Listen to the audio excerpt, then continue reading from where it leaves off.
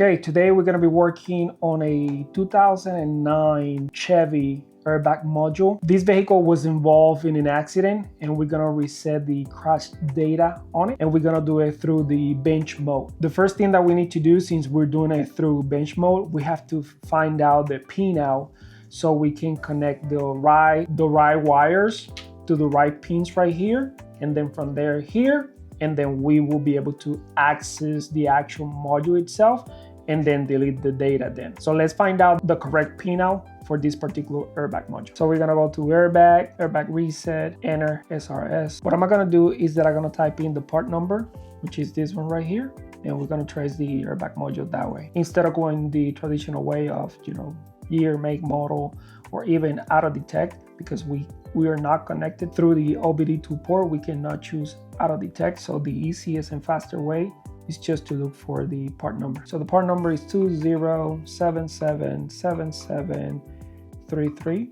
which is super easy to remember. Here's the part number. We choose that one.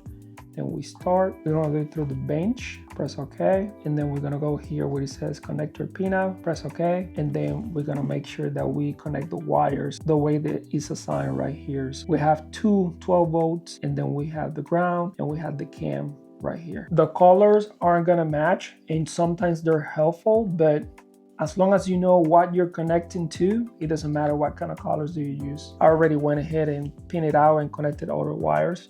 So just to save a little bit of time, but you can see on the diagram how it needs to be done. And then it is important to know that when you're following diagrams like this one, you have to pay attention, because even though it's the same module, it could use two different diagrams. This one, you can see this type of connection here, but we also have a different connection.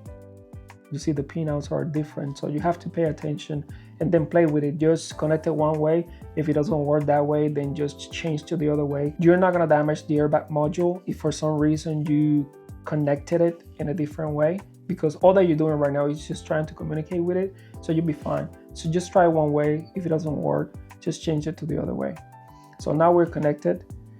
Then let's turn on the device here, so we have power to it. Go back, and then let's go and see if we can read the information. So you can see we have all this plethora of codes, because of course the airbag is just by itself, so it's not recognizing anything right here. But what we care about is this one right here. This is the one that is telling us that the crash data is locked and is stored on the airbag module. So let's press OK, and then let's go right here where it says erase crash data, success. It's just that simple.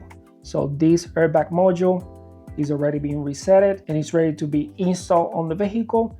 And then as long as they connect all the airbag components, like all the airbags, all the seat belts, then the airbag light should be off on this particular vehicle. And that's how you delete the crash data of a 2009 Chevy.